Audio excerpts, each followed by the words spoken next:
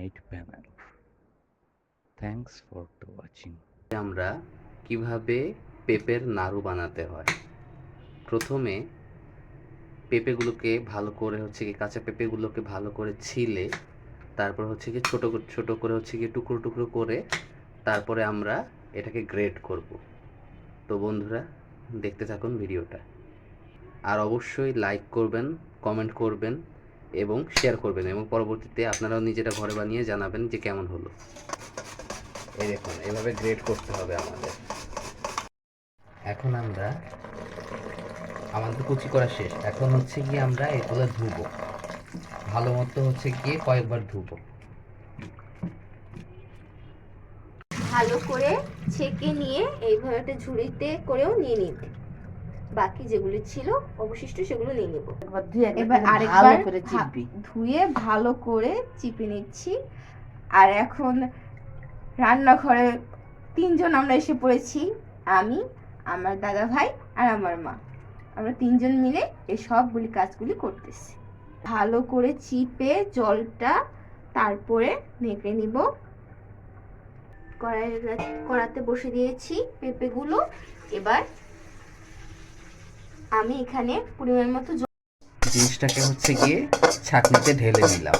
ঠিক 10 মিনিট পর দেওয়ার পর এখানে তেজপাতা, দারুচিনি এবং সাদা এলাচ দেওয়া হয়েছে। সব কয়টা একসাথে ভালো করে ক্যারামেলটা তৈরি করে নিব।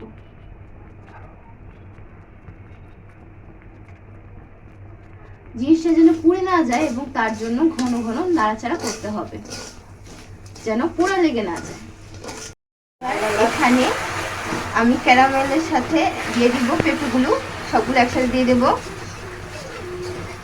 জাল কমিয়ে তারপর সবটা করবেন। বন্ধ কর।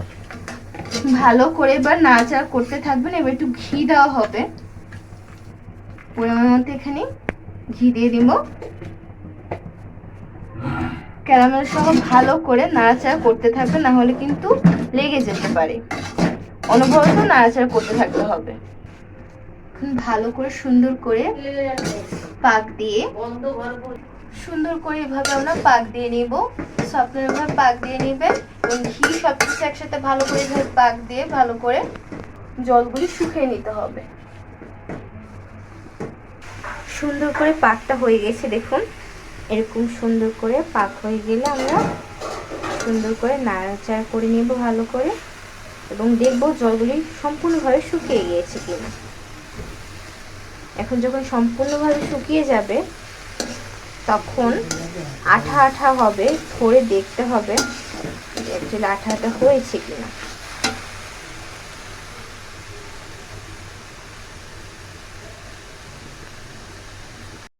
সুন্দর করে এভাবে গোল করে শেপ করে লাড্ডুর মতো এভাবে বানিয়ে নেব। হালকা কুসুম গরম থাকতে থাকতে এভাবে আলাদা করে বানিয়ে নেব।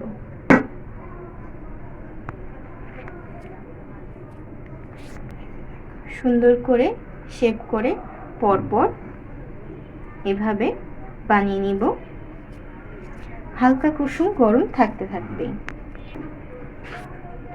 তো বন্ধুরা অবশ্যই আমাদের চ্যানেলটাকে সাবস্ক্রাইব করবেন, বেল আইকনটি বাজিয়ে দেবেন,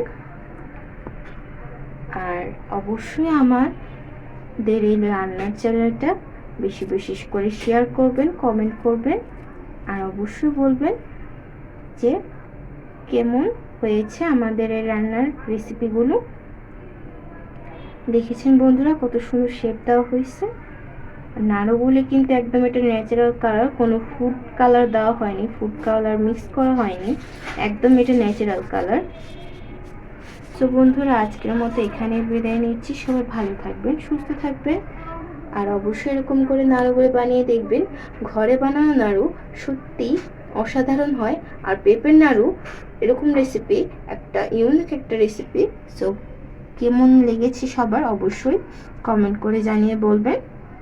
আর মা ঠাকুমার হাতের কিন্তু রেসিপি খুবই ভালো হয়, অবশ্যই একটাবার বানিয়ে ঘরে দেখবেন। সো বন্ধুরা আজকের মতো এখানে বিদায় নিচ্ছি। সবাই ভালো থাকবেন, সুস্থ থাকবেন।